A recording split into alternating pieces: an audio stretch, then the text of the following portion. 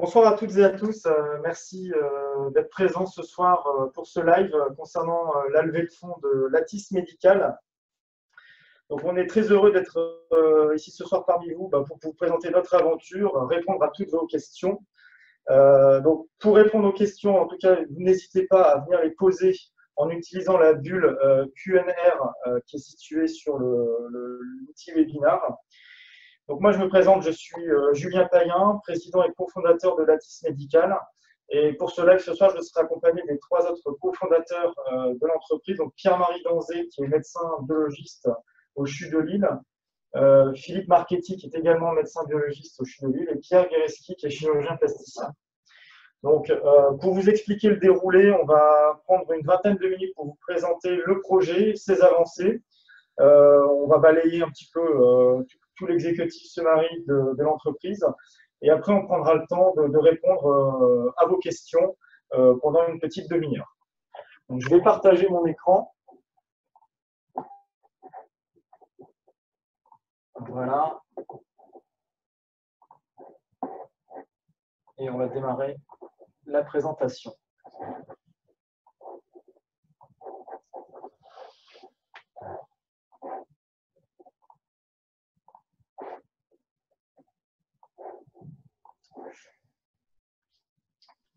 Donc, Lattice Médical est une jeune start-up qui a été créée l'année dernière, qui valorise 6 années de recherche au sein du CHU de Lille et a l'ambition de développer des prothèses implantables pour la reconstruction des tissus mous. Notre première application concerne le cancer du sein, qui touche aujourd'hui une femme sur 8 dans le monde, 1,7 million de patientes chaque année. Le traitement principal du cancer du sein est un traitement chirurgical par une mastectomie complète ou partielle, qui concerne 40% des cas. Et très peu de femmes ont accès à la reconstruction, notamment par le fait que les techniques actuelles de reconstruction mammaire sont peu adaptées. Il en existe 3. La première, elle a principalement utilisé l'utilisation de prothèses mammaires, par exemple des prothèses siliconées, qui posent des problématiques liées au corps étranger. C'est un corps exogène qui est présent dans le corps, qui va rester, qui n'est pas dénué de risques. On se souvient tous de l'affaire PIP il y a quelques années. Et c'est également une prothèse pour laquelle on doit réintervenir en moyenne tous les 10 ans pour l'enlever et décider d'en remettre une ou non. La deuxième technique est une technique où on utilise des lambeaux, donc qui sont prélevés au niveau du grand dorsal dans le dos, au niveau ventral.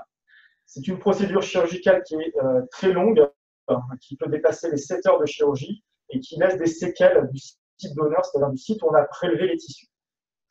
Et enfin, la troisième technique, le transfert de graisse, ou plus communément appelé le lipofilling, ne permet finalement de reconstruire que de très faibles volumes en une opération, puisque la graisse nécrose systématiquement, elle n'a pas de support, elle meurt. Et donc, il faut avoir plusieurs interventions, dans certains cas au-delà de 7, pour faire une reconstruction complète. C'est face à ce constat qu'on s'est rencontrés tous les 4 il y a 6 ans, aujourd'hui. Ça passe vite. Et l'idée, finalement, en tout cas, qui jaillissait le besoin qui est exprimé par le corps médical, c'était d'améliorer les techniques existantes, peut-être de les combiner, pour arriver à une technique de reconstruction mammaire efficace et sans risque. Et notre rencontre, donc moi, pour la petite histoire, je viens du monde du textile, des textiles médicaux, et on a travaillé dès le début sur des supports textiles qui étaient capables, en fait, de vasculariser un milieu graisseux. Ce qu'on a obtenu en 2014 sur des textiles qui sont inspirés de la dentelle de Calais. Cela nous a permis d'obtenir des financements de recherche sur les années 2015 et 2016 pour arriver au concept de bioprothèse que vous avez pu voir sur WICID et à la création de la société en 2017. Donc, ce concept de bioprothèse, nous l'avons appelé Matisse. C'est la première prothèse de régénération cellulaire pour la reconstruction mammaire. Matisse permet une reconstruction naturelle, personnalisable, en une chirurgie, parce qu'elle est complètement résorbable. Naturel parce qu'on va utiliser les propres tissus de la patiente. Personnalisable parce que vous allez le voir, les techniques de fabrication par impression 3D vont nous permettre d'adapter la morphologie de l'implant à la personne. Et donc en une chirurgie, puisqu'on utilise des matériaux résorbables. C'est une technologie qui a été brevetée par le CHU de Lille, pour lequel nous avons une concession de licence d'exploitation exclusive. La prothèse est une chambre implantable de régénération tissulaire. Elle est composée d'un dôme et d'un socle implantable. Donc, vous allez avoir une petite vidéo qui vous explique le fonctionnement. Donc on a le socle ici constitué sur lequel on vient prélever un lambeau pédiculé qu'on pose sur ce socle. On vient refermer avec le dôme. Le chirurgien après suture sur la paroi. Et pendant une durée de 6, 7, voire 8 mois, le lambeau graisseux va se régénérer, va remplir la prothèse qui, parallèlement à ça, se résorbe petit à petit et disparaît complètement du corps au bout d'1 an pour laisser place à un sein reconstruit. Nous avons établi la première preuve de concept sur des études animales, sur des rats et sur des mini-pigs. Vous pouvez voir sur cette photo, donc sur le concept de socle plus de dôme implantable. Vous voyez ici sur ce slide l'évolution du lambeau au sein de la prothèse entre le 13e jour et le 91e jour, où vous voyez que ce lambeau a rempli complètement l'espace de la prothèse. Les analyses nous montrent que ce sont bien des tissus graisseux. On a bien reconstruit la graisse, donc pas de doute là-dessus. Et également une prise de graisse qui n'est pas liée à une prise de poids, qui est bien liée à une régénération de tissus adipeux. Donc pour ça, nous travaillons sur différents corps de métier. C'est ce qui fait la force de notre projet, c'est d'être à l'interface entre différents domaines. Le domaine des polymères et des matériaux, nous utilisons des polymères de grade médicaux résorbables. Le domaine des process, l'impression 3D pour la fabrication des prothèses. Également le domaine du textile, où nous travaillons sur des supports de croissance tissulaire, notamment pour développer d'autres applications. Mais également des domaines dans la mécanique et la simulation numérique, où nous voulons travailler de plus en plus des prothèses patients spécifiques, adaptées, personnalisées, vers quelque chose de très spécifique aux patients pour retrouver finalement ce que la nature avait laissé au départ.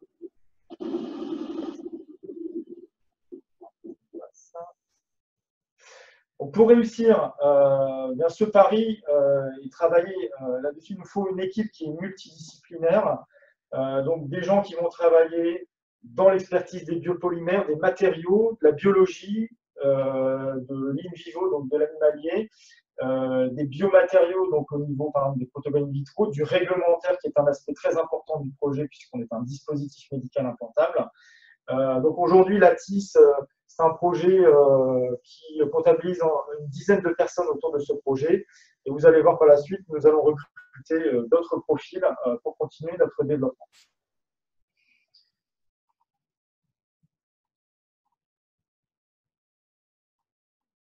Pardon, excusez-moi. Voilà. Donc, parlons maintenant un peu plus du marché. Donc, c'est un dispositif médical implantable. Ce sera une prothèse mammaire. Donc, si on se réfère aujourd'hui au marché des prothèses mammaires, c'est un marché qui compte à peu près 1,26 million de procédures chaque année dans le monde, qui est évalué environ à 1 milliard d'euros et qui est en croissance de 4%. Les interrogations qu'on a pu faire à des praticiens hospitaliers dans le monde, donc ce qu'on appelle les key opinion leaders, nous montrent qu'ils sont très favorables à l'utilisation de nouvelles technologies, notamment dans le domaine de la reconstruction. La prothèse Matisse sera applicable dans le domaine de la reconstruction, mais également dans le domaine de la chirurgie esthétique, dite esthétique, pour l'augmentation mammaire esthétique. Donc c'est principalement aujourd'hui le marché des prothèses mammaires, ça représente 86% des ventes, contre 14% dans le cadre de la reconstruction. Le produit phare, c'est la prothèse silicone, c'est 90% des recettes aujourd'hui des ventes de prothèses. Et l'utilisateur final donc, est l'hôpital, donc le client c'est le chirurgien, l'hôpital, et également les cliniques privées, donc les cliniques dites cosmétiques, qui font également ce type de procédure, mais plutôt lié à l'esthétique. Nous avons séparé deux types de concurrents. Des concurrents, on va dire, classiques, qui sont sur les anciennes technologies, donc les implants classiques. Donc, il y a aujourd'hui une quinzaine de fabricants dans le monde, en Europe, au Brésil et aux États-Unis. Les deux leaders mondiaux sont Allergan et Mentor, donc c'est deux géants américains qui réalisent des milliards d'euros de chiffre d'affaires chaque année et ils pèsent à eux deux 70% du marché mondial. L'Europe, le Brésil et les États-Unis représentent 60% des procédures aujourd'hui à l'international, avec l'Europe en tête, les États-Unis en second et le Brésil en troisième. À droite, nous distinguons des concurrents technologiques émergents qui n'ont pas de produits sur le marché, mais qui, comme nous, se sont interrogés sur des nouvelles technologies pour la reconstruction mammaire. Donc, nous en avons 4 identifiés à ce jour. La société Bellaceno en Allemagne, qui travaille sur un dispositif éponge proche du lipofilling.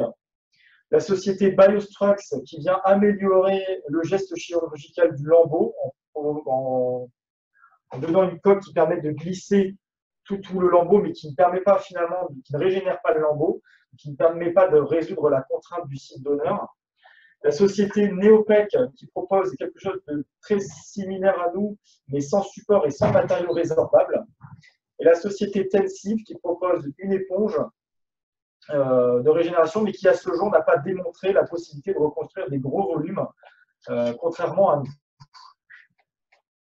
Donc sur ce tableau, vous voyez finalement résumé les avantages et inconvénients de chaque technologie de nos concurrents. L'Atis Medical est le seul aujourd'hui à pouvoir mettre en œuvre une prothèse résorbable, personnalisable, sans prélèvement de grands sites donneurs, donc sans laissant de traces, avec des tailles de cicatrices qui seront minimes, en tout cas gérables, un nombre de chirurgies qui pourra être le plus faible possible, c'est-à-dire une chirurgie, et un temps de reconstruction qu'on peut aujourd'hui estimer, en tout cas, réaliser en moins de 6 mois. Voilà. Et personne aujourd'hui dans nos concurrents n'est capable d'atteindre ces performances. Notre stratégie aujourd'hui, c'est de développer 3 offres. Une offre mammaire, donc, qui sera conceptualisée, prototypée, fabriquée et commercialisée par l'Atis Medical, donc par notre propre force de vente et par des contacts distributeurs, dans le cadre de l'augmentation mammaire esthétique et de la reconstruction. Nous voulons très rapidement fournir une offre de service liée à l'impression 3D d'implants résorbables, donc hors de notre domaine de compétences, et mettre à profit notre outil industriel à d'autres fabricants qui veulent s'intéresser à l'impression 3D implantable.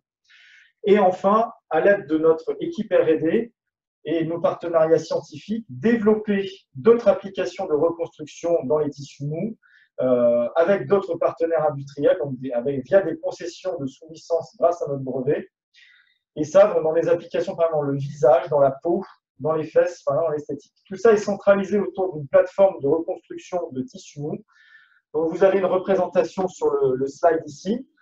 Donc, nous voulons avoir un site de fabrication certifié ISO 13485, donc c'est l'ISO médical, de qualité de fabrication médicale, des machines en salle blanche qui vont faire une production propre, vers des reconstructions personnalisées, c'est-à-dire à partir des images des patients anonymisées, réaliser finalement des prothèses adaptées à leur morphologie, obtenir des coûts et des prix de revient industriel qui vont être les plus minimes possibles grâce notamment à l'impression 3D et ce qu'on appelle l'optimisation topologique, afin de faire finalement économiser des coûts sur les systèmes de santé.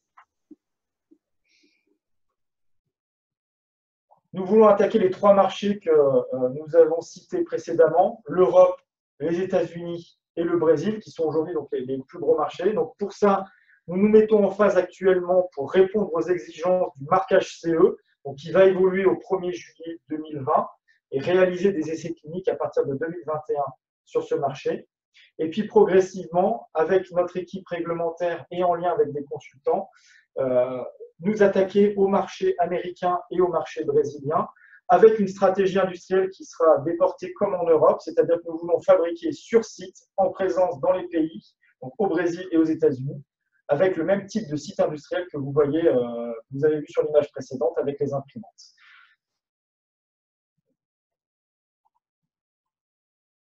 Notre objectif, c'est à horizon 2030 de peser 10% du marché mondial, donc 100 millions d'euros.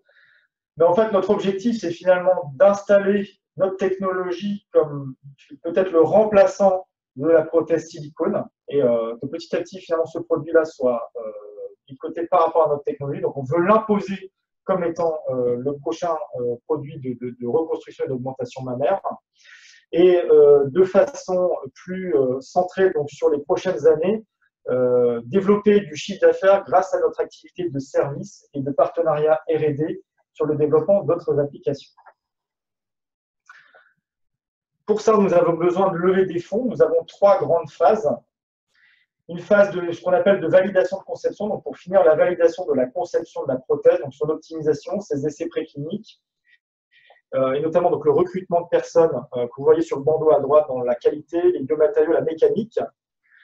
La deuxième phase, qui est la vérification de conception, donc c'est la vérification au regard de la réglementation de notre produit sur les études toxicologiques réglementaires, mais également au niveau qualité pour obtenir la certification sur notre plateforme d'impression 3D. Enfin, troisième phase avant le marquage CE, c'est la réalisation d'essais cliniques multicentriques sur 200 patientes aujourd'hui estimées par nos partenariats CRO. Donc le recrutement se fait de la façon suivante. Aujourd'hui, en 2017-2018, on est plutôt sur la partie droite, c'est-à-dire de la recherche et développement. Et petit à petit, on va monter vers des postes qui vont être plutôt liés à la fabrication, à la qualité réglementaire. Et puis, plus on va rapprocher du marché, plus on va recruter des personnes dans les cliniques, dans le commercial, le marketing, la communication. On estime être une équipe de 20-25 personnes à horizon 2022. Et on espère plus par la suite pour développer les ventes dans le monde. Donc, nous faisons appel à VC et à d'autres fonds d'investissement pour réaliser notre première levée de fonds.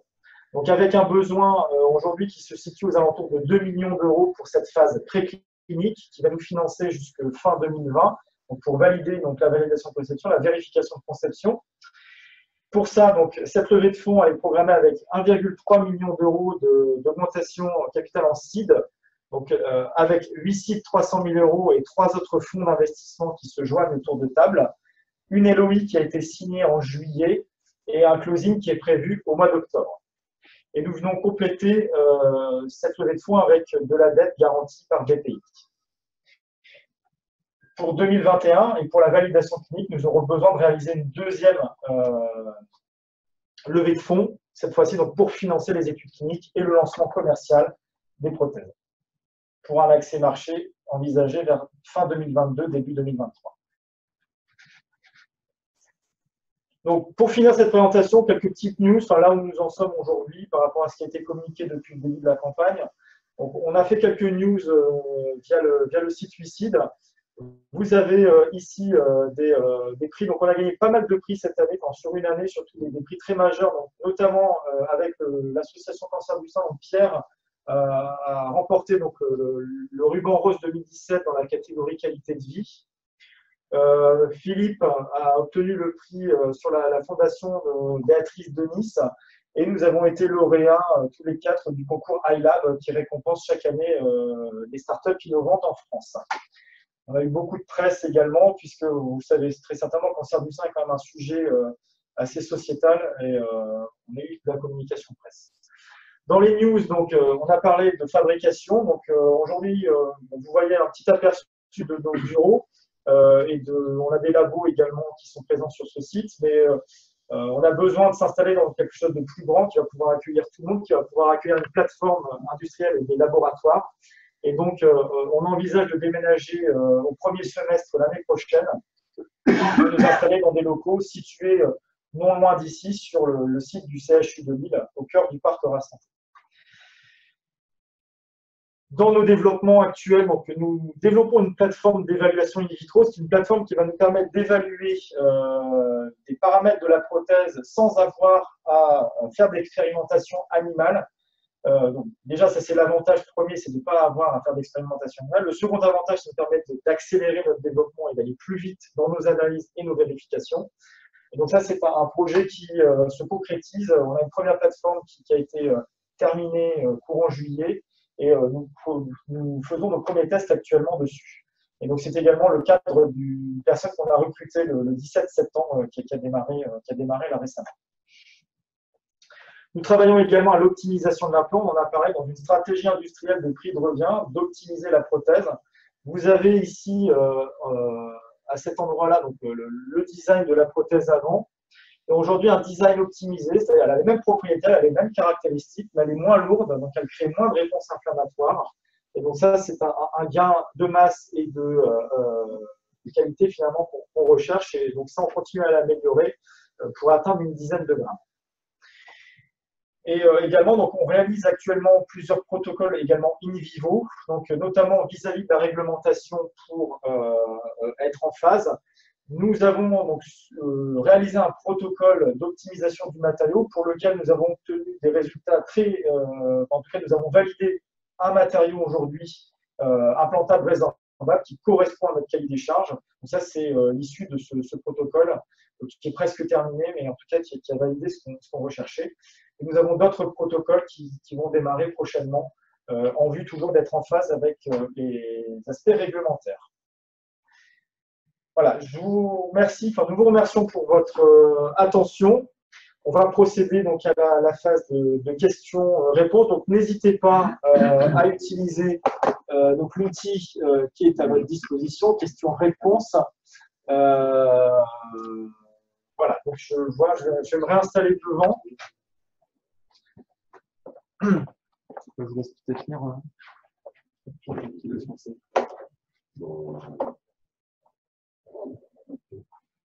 J'y vais? Allez, j'y vais pour la première. Donc, nous avons une question de Jean-Michel qui nous demande comment on peut garantir que la prothèse est entièrement résorbable.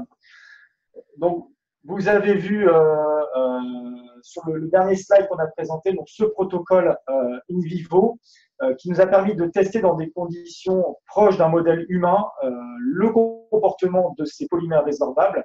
Et donc, c'est ce que nous avons validé sur le polymère. Je rajouterais que les polymères qu'on utilise sont tous de grades médicaux et déjà utilisés dans des applications médicales auxquelles ils ont déjà montré depuis des années leur biocompatibilité, bien entendu, mais également la résorbabilité. Et donc, dans tous les modèles précliniques, on a eu une résorption qui, comme l'a dit Julien, en fonction du polymère utilisé et de la quantité qu'on a mis, ça peut s'étendre jusqu'à une période après un peu plus de 6 à 8 mois. Voilà. Et je rajouterais de toute façon, au vu de la réglementation, enfin en tout cas sur cette question, c'est quelque chose qui est très encadré, sur lequel on a un panel de tests en biocompatibilité, cytotoxicité à réaliser. C'est déjà du vécu, on utilise des choses qui ont déjà été éprouvées au niveau clinique. Donc il n'y a pas de risque. Je pense que c'est vraiment important, c'était dans notre cahier des charges. Hein. Autant l'innovation, elle est sur la production en impression 3D et sur le design de la prothèse, cette notion de chambre et de socle, mais pas du tout, il n'y a aucune innovation, et dans notre cahier des charges, c'était important, sur le polymère même, qui est un polymère qui est utilisé depuis des années et des années en application médicale. Il est de grade GMP, il n'y a pas de souci là-dessus. Donc là, la résorption, elle était attendue, elle a été vérifiée sur les modèles très cliniques. Et justement, ce que tu dis, Philippe, ça permet de répondre à la question suivante donc, de Mathieu, qui nous demande en fait quel est l'état d'avancée clinique de nos compétiteurs. Parce que justement, donc, si je parle par exemple de Tensive Medical qui a sorti une publication très récemment, de 2018, en fait, eux utilisent des polymères qui ne sont absolument pas éprouvés cliniquement dans l'humain. Donc finalement, travaillent sur des nouveaux matériaux. Ils vont avoir des temps de cycle qui sont peut-être pas forcément liés à la technique, mais liés au réglementaire qui va leur imposer de faire tout ce que les autres n'ont pas fait avant eux. qui va les retarder énormément. Et pour vous donner une vue aujourd'hui technique un peu de nos compétiteurs, si on parle de Neopec, c'est le seul, à notre connaissance, qui avait fait un essai sur humain, qui est aujourd'hui arrêté sur 4 patientes, qui est aujourd'hui arrêté parce qu'il n'a pas réussi à reproduire finalement la reconstruction, si je ne m'abuse. C'est déjà un essai qu'on pourrait qualifier d'ancien, je crois que la publication est 2000, oui, ouais, 2016, je crois, 2016. Avec un matériau non résorbable qu'il fallait explanter. Donc effectivement, voilà, on n'a pas, dans notre veille de la littérature, on n'a pas d'autres compétiteurs qui sont allés en clinique, plus loin. Je dois revenir à... Voilà. Après, donc, on a Bellaceno qui aujourd'hui n'a pas fait une démonstration d'avoir reconstruit un grand volume. C'est la même chose en fait pour Tensil. Donc, les 3 autres sont en développement préclinique, c'est-à-dire à un stade animal comme nous. Mais au vu, en tout cas, des publications qu'on peut avoir, on n'a pas de preuve aujourd'hui qu'ils aient réussi à reconstruire un grand volume. Les modèles mini-pig, donc sur les cochons que vous avez vus tout à l'heure, on est à 130 ml. Personne à ce jour n'a réussi à atteindre ce volume.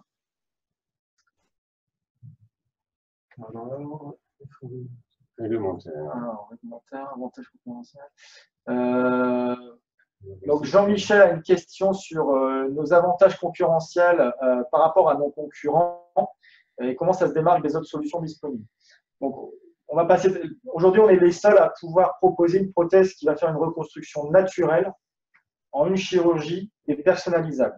À ce jour, les concurrents installés sur le marché proposent du silicone ou des techniques chirurgicales qui ne satisfont pas le besoin clinique aujourd'hui. Si on peut peut-être être encore plus précis dans notre choix technique, on va apporter un support, vous avez compris, avec un biomatériau qui est connu et qui est de plus faible masse possible, contrairement à nos concurrents qui sont partis sur des stratégies de matrice qui, elles, vont apporter des gros volumes de ces biomatériaux.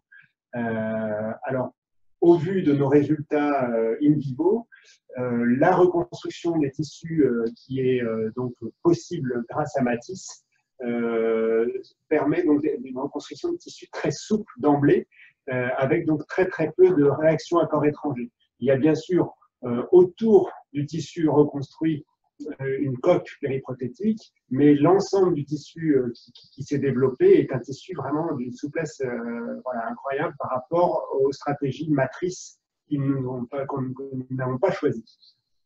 Et le fait qu'on cherche à avoir des prothèses de plus faible poids fait que, entre guillemets, il y a moins à digérer et donc il y aura moins de conséquences pour la suite à digérer. Tout à fait.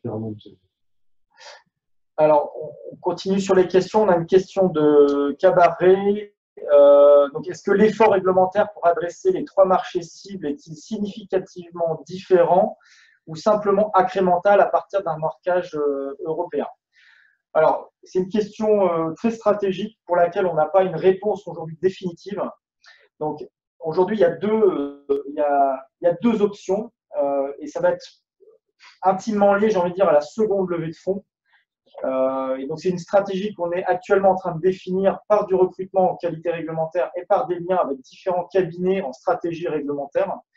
La réglementation européenne évolue au 1er juillet 2020. Elle va être plus restrictive. Il apparaît que ce serait potentiellement plus simple d'obtenir la certification aux États-Unis. On se rend avec Pierre aux États-Unis à partir du 13 octobre, justement pour jauger de notre innovation sur le territoire américain, de la possibilité, de la potentialité d'obtenir ce marquage FDA avant le marquage CE, ou de faire les deux en même temps. Ce que certains industriels font, c'est-à-dire, bien évidemment, ça gonfle les budgets, c'est-à-dire qu'on n'a pas précisé de montant sur la seconde levée de fonds parce qu'aujourd'hui, c'est quelque chose qui est encore en discussion par rapport à ça. Et après, on a la possibilité effectivement de faire un marquage CE, donc Europe, et avec du MDSAP, de travailler les équivalences sur les autres marchés. Et il faut bien comprendre qu'on est sur un contexte prothèse mammaire. Il y a eu plein de cas d'affaires médico-légales aux États-Unis, en Europe. Le silicone, ça fait peur. Donc, on amène quand même quelque chose qui est sans silicone aujourd'hui. Donc ça, c'est important, c'est très important, mais on est quand même sur le domaine de la prothèse mammaire. Donc les autorités régulatrices vont être très, très, très attentives à ce qu'on fait sur un terrain cancéreux. Donc double, triple, quadruple vigilance. Question sur le budget. Voilà, donc, le budget de développement, je vais la lire et puis peut-être que Julien Julien répondra. Le budget de développement me semble plus faible, nous dit Mathieu Losgardi. Pourquoi ne pas avoir visé plus gros en association avec un fonds de capital investissement? Donc, je vous rassure, c'est ce qu'on a fait. Donc, la levée de fonds donc, est opérée avec 8 seeds plus 3 fonds d'investissement en capital risque, Finovan, Fira et Nord France Amorçage géré par Ciparex. Donc, avec les 4 fonds, donc, nous visons 1,3 million d'euros, plus 1 million d'euros de dette avec des pays, ce qui nous amène à 2,3 millions d'euros pour finir notre phase préclinique. Je pense qu'on est ni moins ni plus que certains autres dans ce type de développement et de dispositifs médicaux implantables. Dans tous les cas, ça correspond à notre besoin, à savoir que, en tout cas dans mon parcours personnel précédent, j'ai beaucoup travaillé dans l'innovation française, en tout cas dans la rédaction de programmes de recherche. Et donc, on a l'habileté de pouvoir également récupérer par le biais de programmes de recherche européens, nationaux, internationaux, du non dilutif avec de la subvention à équivalence de ce qu'on a réussi à capter en capital risque. Donc, on peut quasiment multiplier par 1,5 ce budget obtenu si on obtient les aides de subvention. Voilà. Avez-vous des partenariats industriels envisagés? C'est Jean-Michel. Ouais. Alors, oui, tout à fait. Dans le business plan, on mentionne Urgo. Donc, on a été finaliste d'un de leurs programmes d'accompagnement. Et donc, depuis la participation à ce programme, on entretient une relation un peu plus étroite. On reçoit d'ailleurs l'entreprise la semaine prochaine ici dans nos locaux. Ce partenariat industriel, il est en prévision de développement de notre activité. Après, on a évidemment des partenariats avec des fournisseurs, notamment sur les polymères, sur les machines d'impression 3D avec lesquelles on souhaite encore développer ça de plus en plus. Je vais lire une nouvelle question. Quel est le statut de vos brevets? Donc, le brevet, donc aujourd'hui, on a un brevet qui a été déposé en 2016 par le CHU de Lille, donc, qui est copropriétaire du brevet. Donc, ce brevet, on a obtenu un rapport de recherche qui est presque clean. Donc, si vous connaissez un peu les brevets, il n'y a pas de X, donc on n'a pas d'opposition aux revendications. Et donc, la demande d'extension PCT a été réalisée l'année dernière. Et donc là, on va être dans les phases d'entrée nationale sur le délai des 30 mois. Donc, oui, peut-être juste pour finir sur ce brevet, le fait que donc en juillet, nous avons signé la licence d'exclusivité donc avec le CHU. Voilà. Alors, une question de Jean-Michel. Pouvez-vous nous présenter les prothèses qui sont sur la table? Bon, alors, Pierre. Alors, évidemment, vous voyez qu'on travaille avec pas forcément avec nos biomatériaux directement, on travaille aussi donc, sur une modélisation avant d'utiliser les biomatériaux. Donc, ce qui est sur la table, ce sont des polymères non résorbables. Alors, toutes les tailles peuvent se côtoyer.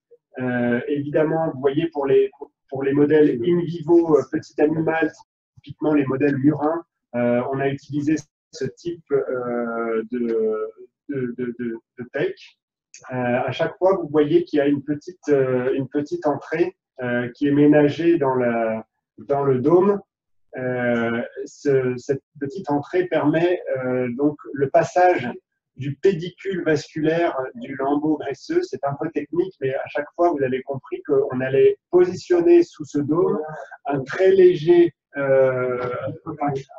du tissu adipeux, de la graisse, de faible volume, et qui est vascularisé, c'est-à-dire dans laquelle il y a du sang qui passe. Et pour ne pas interrompre cette vascularisation, on ménage toujours donc une porte. Alors, on peut avoir des dômes qui ont plus ou moins une projection plus ou moins grande et des dômes qui peuvent être asymétriques pour présenter une forme qu'on dirait anatomique de la reconstruction mammaire. Voilà.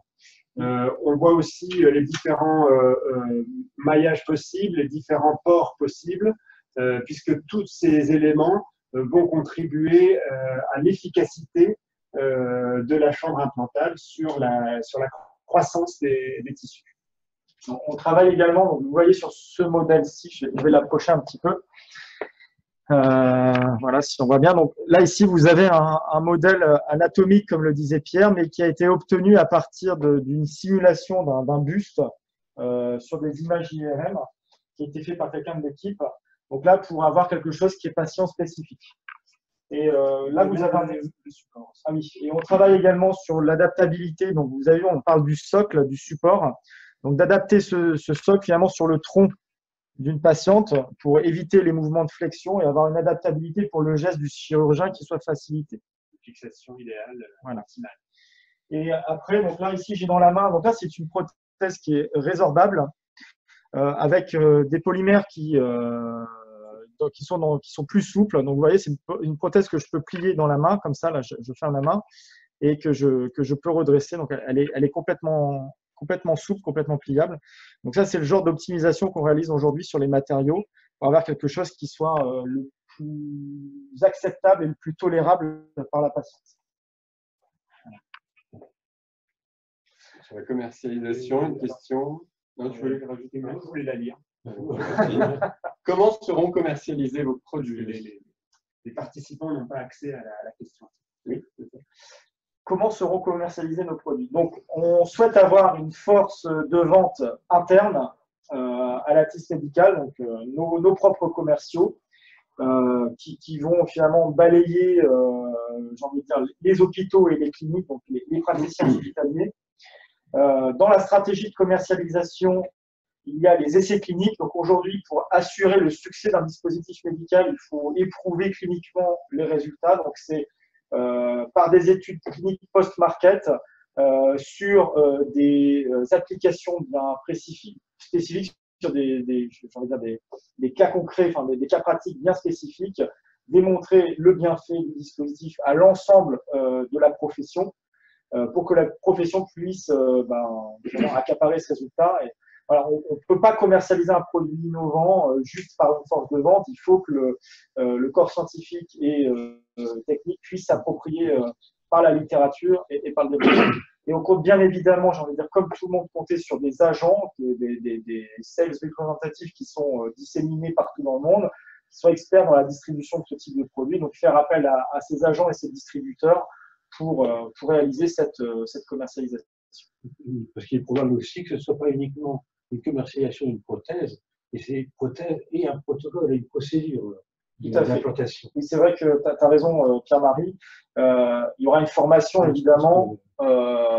Aujourd'hui, Pierre travaille sur le geste chirurgical, sur la description, enfin en tout cas la procédure chirurgicale, qui sera bien évidemment instruite à tous les praticiens, à savoir que c'était aussi une de nos innovations, c'est que le geste chirurgical est, entre guillemets, simple. C'est bien sûr, voilà, c'est une technique qu'il va falloir transmettre à nos confrères, mais on sait d'ores et déjà que cette technique ne demandera pas des compétences supplémentaires par rapport à ce que nos confrères chirurgiens plasticiens savent faire dans le domaine de la reconstruction mammaire et de l'augmentation mammaire. Alors, on va prendre la dernière question de Jean-Michel qui nous demande quand est prévue la commercialisation. Donc, vous avez vu dérouler notre planning aujourd'hui. Si nous obtenons nos certifications sur les étapes précliniques et sur les essais cliniques, nous serons en mesure de vendre la prothèse sur l'horizon fin 2022, courant 2023. Voilà, donc, nous tenions à vous remercier pour votre présence lors de ce live. Voilà, donc le replay sera bientôt disponible via Lucide, je pense qu'il sera hébergé par YouTube. Vous pouvez toujours continuer à nous poser des questions dans l'espace commentaires. Et je vous rappelle que la collecte se clôture le 30 septembre à 23h59 précise et qu'il y a encore de la place. Il y a encore de la place. Voilà. Et vous êtes les bienvenus. Merci beaucoup. Merci pour votre aide. Merci beaucoup. Merci. Très bonne soirée. Au revoir.